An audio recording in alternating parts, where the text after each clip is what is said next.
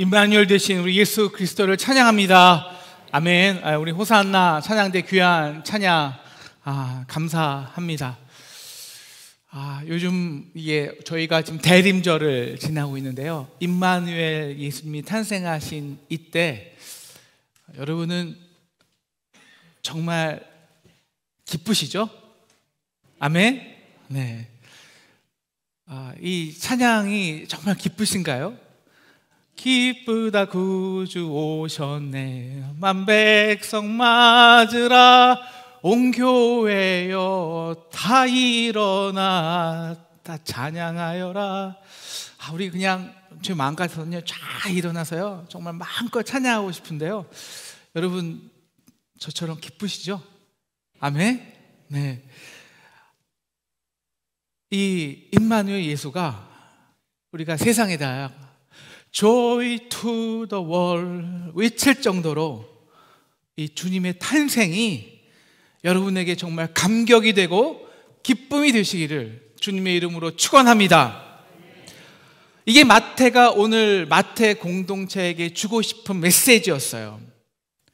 그 메시지는 간단합니다. 21절, 우리의 죄에서 구원할 예수 그리스도가 정말 이 땅에 오셨다는 거예요.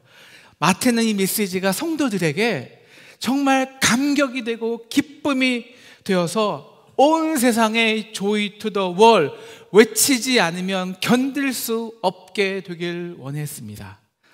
그러기 위해 마태가 불편하지만 부담스러웠지만 꺼낼 수밖에 없었던 임마누엘의 역사가 있었습니다. 바로 우리의 범죄함에 함께하신 하나님입니다. 우리의 죄에서 구원할 자가 정말 오신 거니까요. 그리고 그 구원함의 방법이 함께함이니까요. 우리의 죄, 그 죄로 인해 우리가 겪어야 되는 아픔과 고통, 그리고 그 심판, 그 역사 없이는, 그것에서 우리를 구원하시는 예수의 이름은 우리와 별 구체적인 관련이 없습니다. 여러분, 내 삶과 관련이 없는데, 나와 의미가 없는데 우리가 어떻게 그 탄생이 나의 기쁨이 되고 감격이 되어서 Joy to the world라고 외칠 수 있겠습니까? 그래서 오늘 마태는 이제 다윗부터, 그리고 다윗의 범죄함으로 시작해서 이 바벨론에 끌려갈 그 14대 역사를 기록하는 거예요. 그 역사는 6절, 다윗은 우리아의 아내에게서 솔로몬을 낳고 다윗의 범죄로 전면으로 드러납니다. 이 범죄함의 역사를 그대로 인정하고 받아들이고 아파해야 그 역사 속에서 우리와 함께 하신 하나님의 구원이 진정한 나를 위한 구원, 아니 나의 역사가 되어 기쁘기 때문이에요. 이 다윗의 범죄함의 역사는 끊임없이 그 후손들로 이어집니다. 우리 7절을 이제 보시면 다윗의 낳은 아들 이 솔로몬이요, 이 여자들 때문에 우상 숭배에 빠져요. 그래서 또 그 아들이죠, 르호보암 역시 정말 우상 숭배자였습니다. 르호보암은 더욱더 사악한 아비야를 낳아요. 그런데 이 아비야가 낳은 아사는요, 이 우상을 척결하는 아주 개혁적인 왕이었습니다. 그리고 이 아사가 낳은 여호사밧, 그 다음 말씀 보여주시면, 여호사밧은 그 선한 양이었는데, 그리고 그는 사악한 요람을 낳아요. 근데 그 사악한 요람은요, 또 선한, 하나님을 참 잘 섬겼던 우시야를 낳게 되죠. 그러나 그 우시야와 그의 아들 요담 밑에서 유대 왕 중에서 우리 9절 보시면 가장 대표적인 우상 숭배자 아하스 왕이 나오게 됩니다. 오늘 이 아하스 왕이 매우 중요한데요, 그리고 그 아하스 왕이 낳은 아들은 아이러니하게 또 유다 역사에서 가장 하나님을 신실히 섬겼던 히스기야입니다. 그리고 10절, 그 히스기야는 또 누구 낳느냐? 유대 역사에서 가장 사악했던, 그 온 나라를 온통 우상 숭배를 도배했던 므낫세를 낳게 돼요. 그리고 그 므낫세의 악함으로 인해서 결국 유다는 바벨론에게 멸망당하는 심판을 당하게 됩니다. 이 14대 역사를 보면요, 그래서 뭐 선왕한 악한 왕, 선한한 악한 왕, 막 무질서하게 뒤섞여 있는 것 같아요. 그런데 뒤섞여 있는 게 아니라요, 두 가지 역사의 줄기가 동시에 흐르는 겁니다. 첫째는 다윗이 시작한 인간의 범죄함의 역사예요. 눈에 보이기에는 이 역사가 두드러 보이죠. 그러나 그 보이는 범죄함의 역사 속을 자세히 들여다보면 보이지 않는 하나님의 역사가 있는데, 이것을 우리는 구속사라고 합니다. 그리고 이 구속사는, 하나님의 구속사는 철저하게 인간의 범죄함의 역사 속으로 들어오세요. 그래서 하나님이 그들의 아픔과 심판에 함께 하시고 뒹구시면서 하나님의 방식으로 자신의 놀라운 이 땅을 향한 구원을, 신실히 구원의 역사를 이루어 가시는 것입니다. 사실 오늘 이 다윗이 시작한 이 다윗의 혈통적인 왕족은요, 그 나라는 바벨론 멸망과 동시에, 그러니까 요시야의 그 아들들의 형제 그 여고냐로 끝납니다. 하지만 하나님께서 다윗에게 약속한 그 영원한 나라는 바벨론 포로 이후에도, 이제 오늘 말씀 보면 12절과 15절 그 쭉 이후에도 계속 신실하게 이어져 오다가 16절 비로소 마리아와 요셉을 통해서 누가 나을까요? 바로 그리스도라 칭하는 예수가 나오게 되는 것입니다. 그래서 마태는 23절 그 예수의 이름을 임마누엘, 우리와 함께 하시다라는 거예요. 어떤 함께함이냐? 우리의 범죄함의 역사에 정말 함께 하셔서 그 속에서 함께 아파하시고 눈물 흘리시고 고통당하시면서 그렇게 우리의 진정한 구원자가 되셨다라는 거예요. 사실 오늘 말씀, 이 23절 말씀은요, 이사야서 7장 14절 말씀을 이 마태가 그대로 인용한 거예요. 7장 14절 말씀은 이사야가 유다 왕 아하스가 누구라 그랬죠? 대표적인 우상 숭배자, 이 아하스에게 한 말입니다. 이사야는 왜 아하스에게 그 젊은 처녀가 낳는 아들 이름이 임마누엘이라 하였을까요? 여러분, 우리가 아하스 때 좀 세계 정세를 봐야 하는데요, 아하스 때는 지도 보여주시면 저기 그 아수르가 그 세계의 신흥 강국으로 세계를 점령하려던 때였습니다. 그러니까 그때 전통적인 강대국 이 다메섹에 있는 아람 르신 왕이요, 그 이스라엘과 유다에게 제안을 한 거예요. 야, 우리 연합해서 우리 아수르를 막아야 돼. 그런데 이 이스라엘 베가 왕은 이 아람 왕과 같이 연합군을 펼쳤는데 밑에 있는 유다가 그것을 거절하는 거예요. 왜? 아시리아의 눈치를 보니까. 아시리아가 정말 커질 것 같거든. 거기에 붙는 게 나을 것 같으니까. 그러니까 이 다메섹 아람 르신 왕이 이스라엘 왕 베가 왕과 같이 이 유다 왕을 치러 오는 거예요. 그래서 유다 왕 이 아스 왕을 무너뜨리고 대신 유다 왕을 세우고 그와 함께 연합군을 만들어서 아수르를 치려는 거죠. 그러니까 이 아하스 왕이 두려워서 떠는 거예요. 이것이 7장 2절 말씀인데요, 왕의 마음이 그의 백성의 마음이 숲의 바람에 흔들린 것 같이 흔들렸더라라는 거예요. 그러니까 하나님이 이사야에게 4절 말씀을 주시는데요, 야, 너 그 아람과 북이스라엘이 그들의 연합군이 아무리 클지라도 그것은 연기 나는 두 부직갱이에 불과해. 그러니까 두려워하지 말고 낙심하지 마라. 여러분, 그 부직갱이는 연기만 가득하게 하잖아요. 그래서 연기가 부직갱이 때문에 집안에 가득한 것 같지만 여러분, 시간이 지나면 어떻게 되죠? 자연히 싹 사라져요. 흔적조차 없이 사라집니다.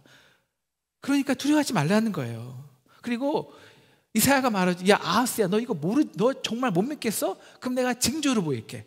하나님 확실히 보여줄 거야. 너 징조 구해봐. 그러니까 아하스가 하나님 저는 징조 구하지 않을래요. 여호와를 시험하지 12절 않겠나이다. 거부를 해요. 그 이유는 사실은 그 마음에 하나님이 아니라, 하나님 보이지 않잖아요. 언제 도와줄지 모르잖아요. 그런데 이미 아수르하고 많이 갖다 줬거든. 그러니까 아수르에게 좀만 은근 바치면 그 보이는 그 확실한 아수르가 나를 도와줄 것이거든요. 이걸 믿은 거예요.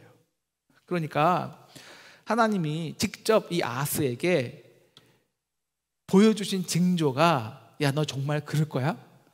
그것이 14절이에요. 우리 14절을 다 함께 읽겠습니다. 시작. 그러므로 주께서 친히 징조를 너에게 주실 것이라. 보라, 처녀가 잉태하여 아들을 낳을 것이요 그의 이름을 임마누엘이라 하리라. 여러분, 이 아들이 누굴까요?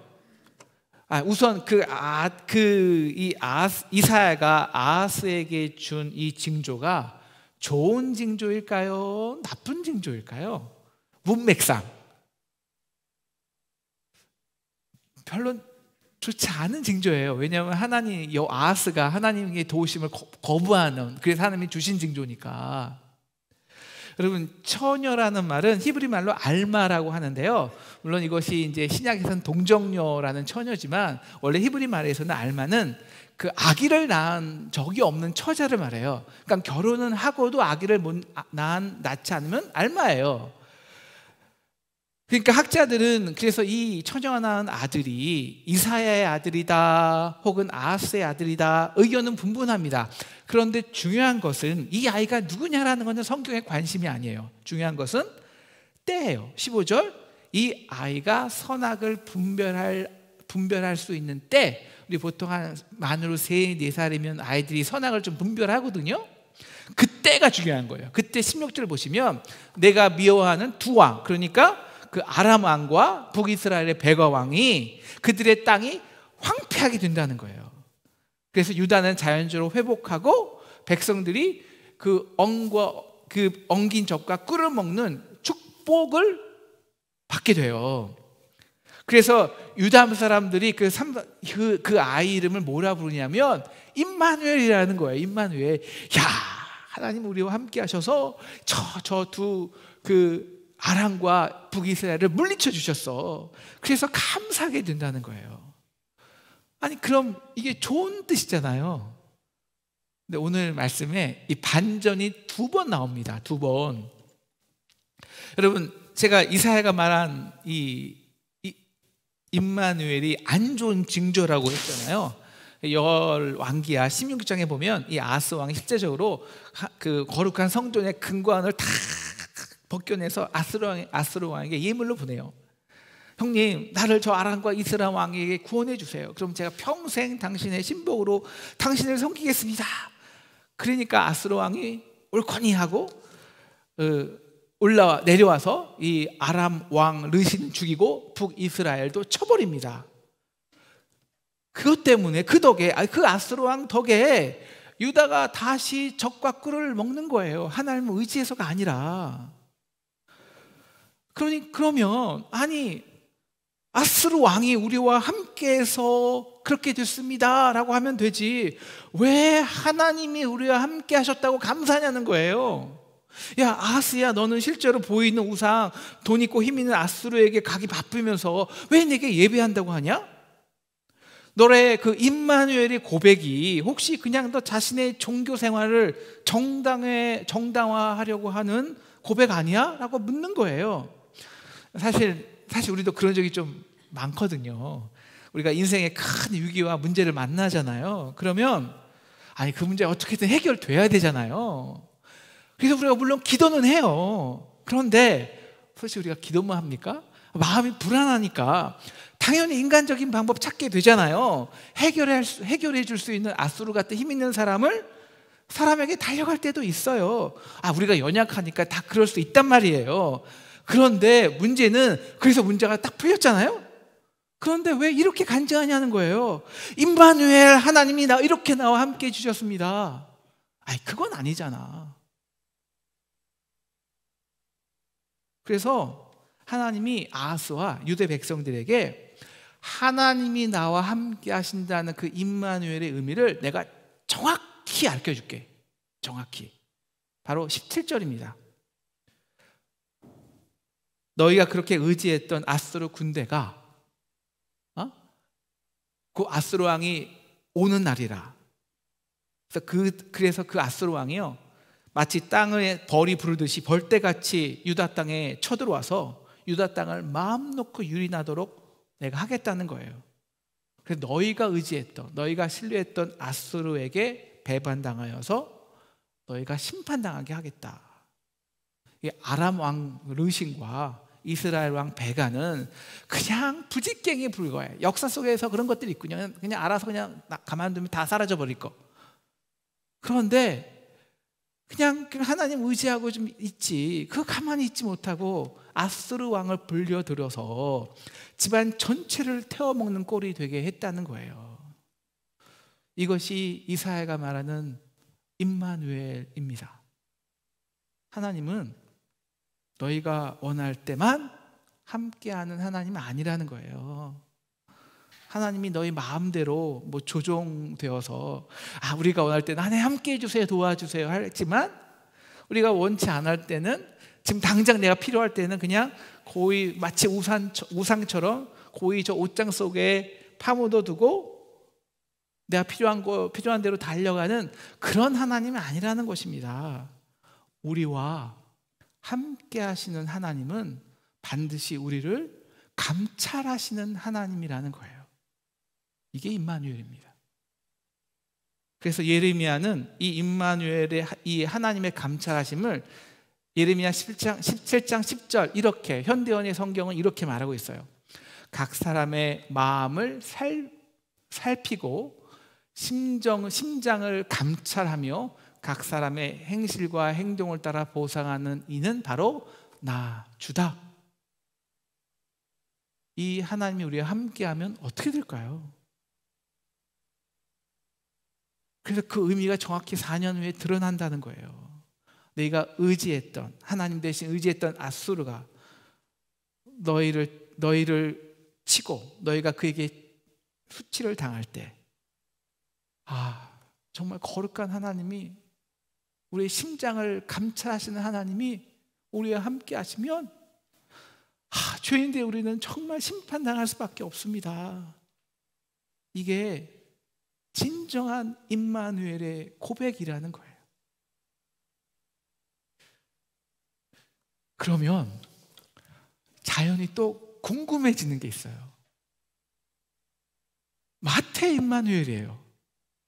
그럼 마태는 왜 임마누엘을 Joy to the world, 예수와 우리가 함께 하셔서 만백성 맞으라, 왜 우리에게 기쁨과 감사를 요구했을까요?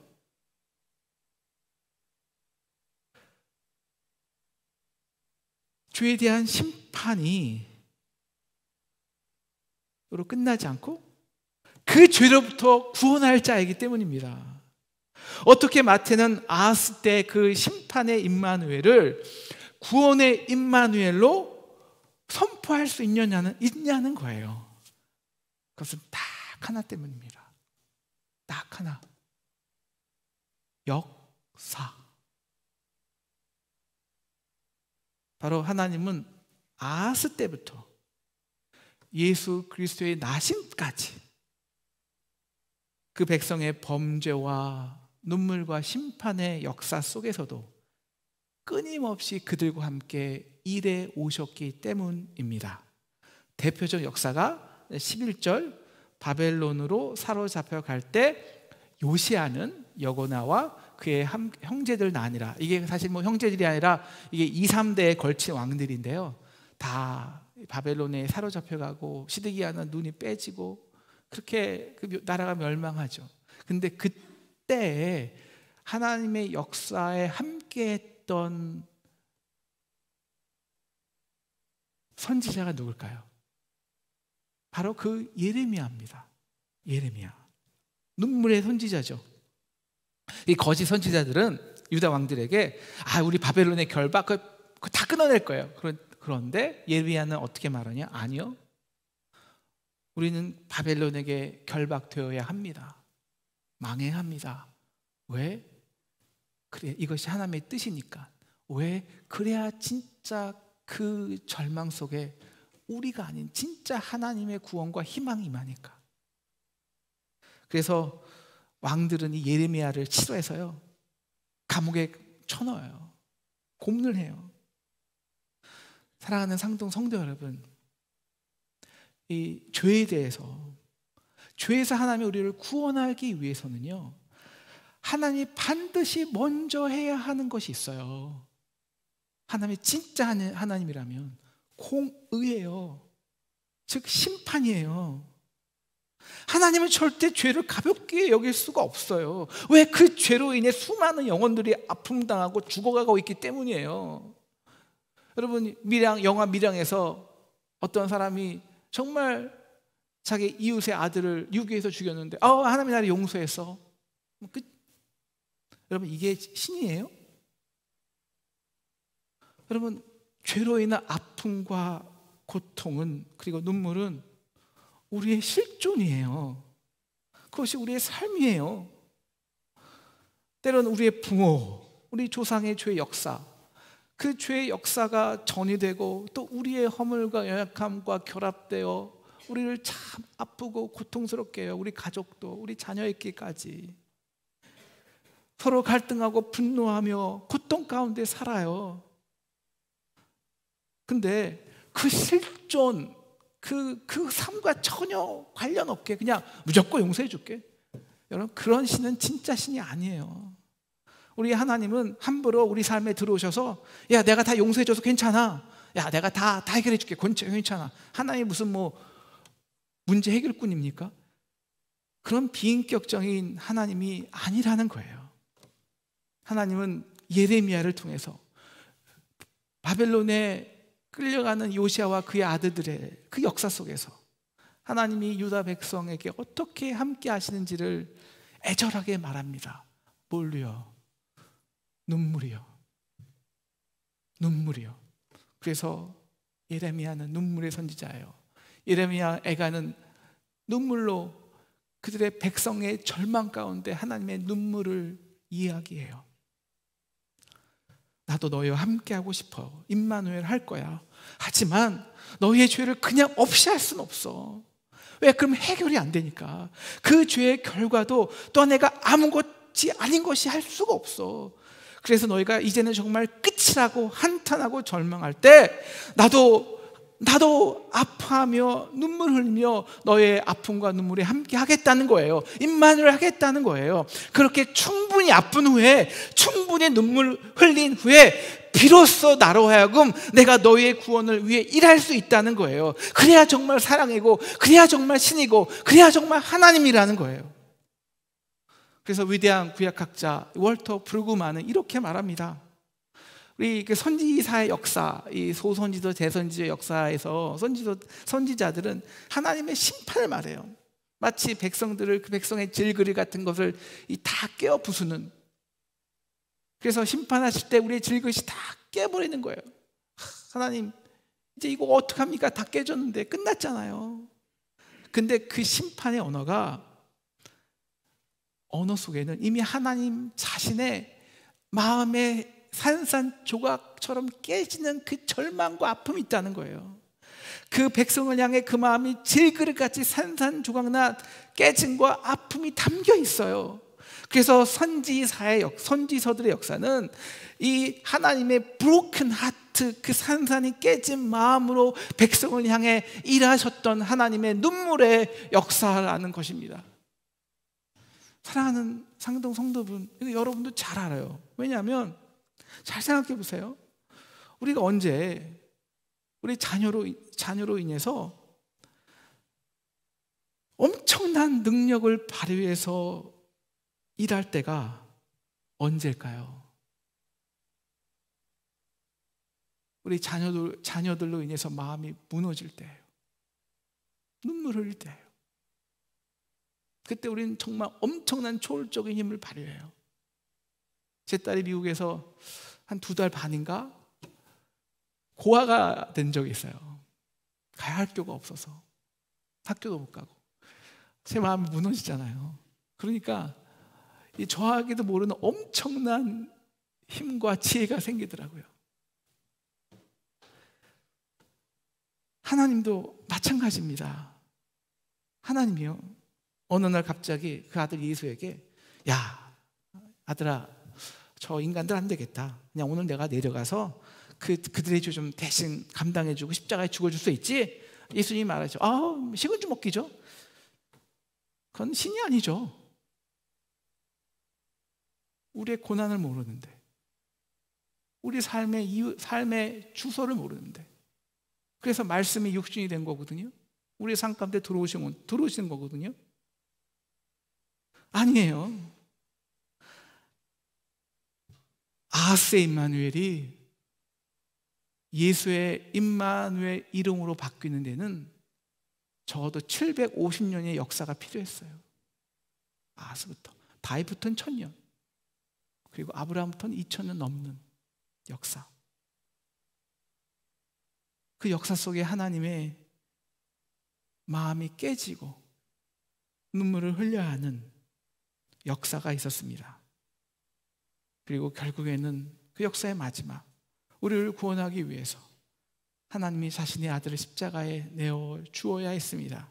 그리고 그 아들 앞에서 아버지, 아버지 왜 나를 버리시나이까, 그 절망의 눈물 앞에서 하나님 자신의 마음을 산산이 찢어야 했습니다. 그 아파하심과 눈물로 우리가 구원을 얻은 거예요. 아들 역시 그 하나님의 눈물로 인해서 자신의 몸을 십자가에서 찢으시고 자신의 물과 피마저 남김없이 전부 우리에게 내어 주신 것입니다.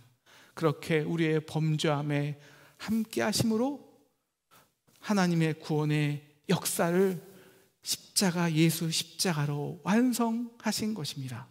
어떻게 마태가 아하스의 임마누엘을 Joy to the world, 기쁨과 감격의 임마누엘로 선포할 수 있었냐고요? 바로 이 역사를 경험했기 때문입니다. 예수의 십자가를 마태 성도들이 이미 나를 위한 구원의 사건으로 고백했기 때문이에요. 십자가 사건은 33년이고 마태가 이걸 쓸 때가 65년 그 이후거든요. 네, 죄의 역사가 있습니다. 그 역사로 인해서 인간은 어쩔 수 없이 심판당하고 고통당해야 합니다. 이것이 거부할 수 없는 우리의 삶이고 실존이에요. 하지만 이 죄의 역사 속에서 우리를 구원해 내시는 임마누엘의 역사는 언제나 이 죄의 역사보다 강력했습니다. 언제나 그 역사를 승리했습니다. 사랑하는 상동 성도 여러분, 거부할 수 없는 현실이죠. 아프고 눈물 흘리고 때론 분노하고 절망합니다. 우리는. 그래서 강림절인데 구유에 놓여 있는 아기가 우리에게 별 기쁨이 안 될 때가 있어요. 여러분, 선악을 알려면요 적어도 4년이 필요하잖아요. 하나님은 우리와 함께 하시기 위해서 2000년을, 아니 그 이상을 아파하시고 마음이 무너져야 했습니다. 이런 노래가, 찬양이 있어요.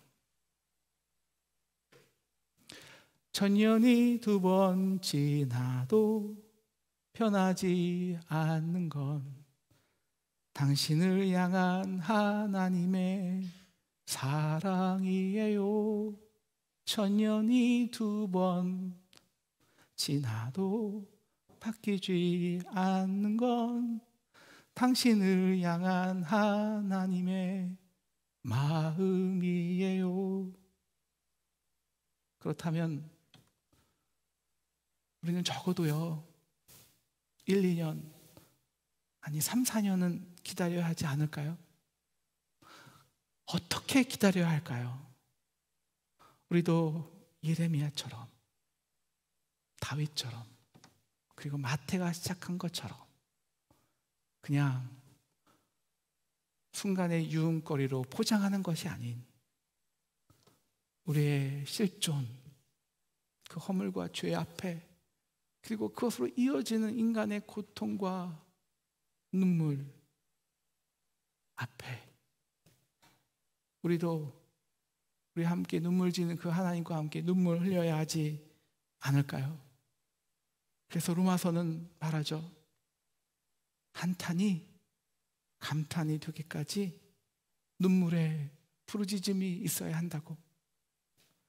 그래서 예수의 십자가가 나의 죄의 허물, 그리고 이 땅의 그 고통과 눈물의 삶에서 나와 함께 하셔서 나를 구원하신 하나님의 역사가 될 때, 기쁘다 구주 오셨네 만백성 맞으라, Joy to the world, the Lord has come.